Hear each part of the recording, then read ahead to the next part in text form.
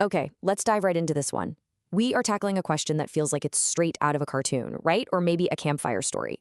It's one of those classic, kinda absurd scenarios that, let's be honest, you've probably wondered about at some point. So, here's the big question, the one we're all here for. Could peeing on an electric fence actually kill you? I mean, we've all seen the gag in movies, maybe even heard it as a dumb dare. But what's the real science behind it?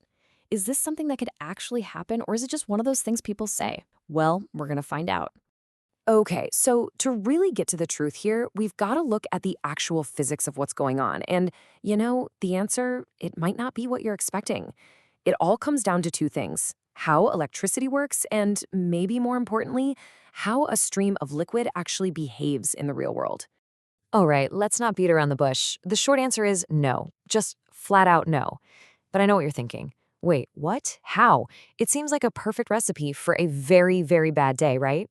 Well, the reason it doesn't work is actually pretty fascinating, and it has everything to do with something you literally can't see with the naked eye.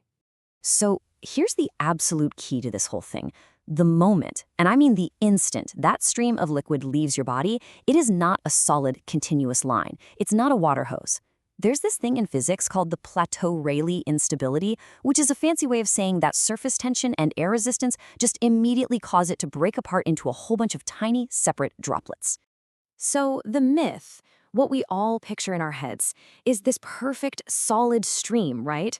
A continuous, unbroken line of liquid acting like a wire connecting you to the fence. But the reality? It's much more like a dotted line.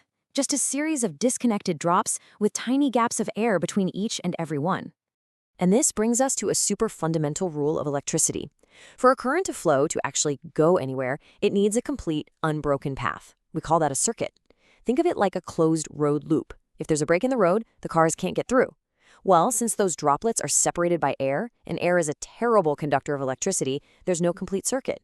The electricity hits that first drop, and that's it. It has nowhere to go. It can't jump those gaps to get to you. So case closed, right?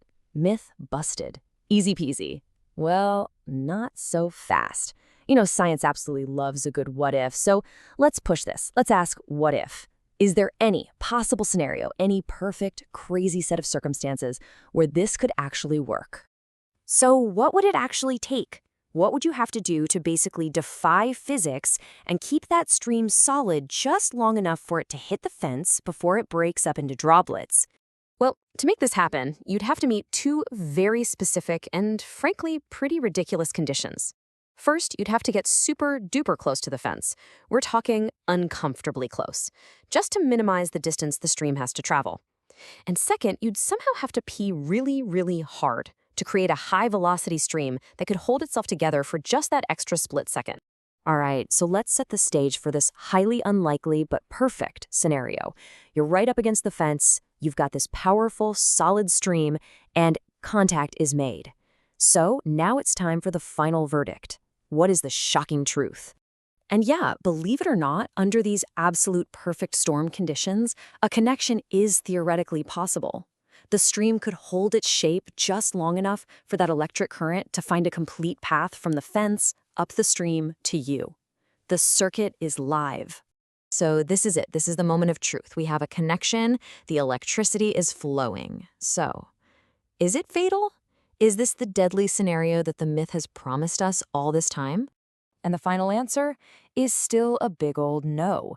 Turns out, even if you manage to pull off this impossible, perfect scenario, a standard electric fence just isn't designed to be lethal. See, for safety and to not hurt the animals, they deliver a shock that's high voltage but very, very low current. It's designed to startle a cow, not kill it. So the result would be, and I'm quoting the source material here, nothing more than a quick little sting. Yeah, unpleasant for sure, but a very, very long way from being fatal. So let's just recap the whole thing real quick. Normally, absolutely impossible. The stream of urine breaks into droplets, and that breaks the circuit. End of story. But in that super unlikely perfect scenario where you're really close and peeing really hard, a connection is possible. But even then, the shock you'd get would not be lethal. It would just be a quick little sting.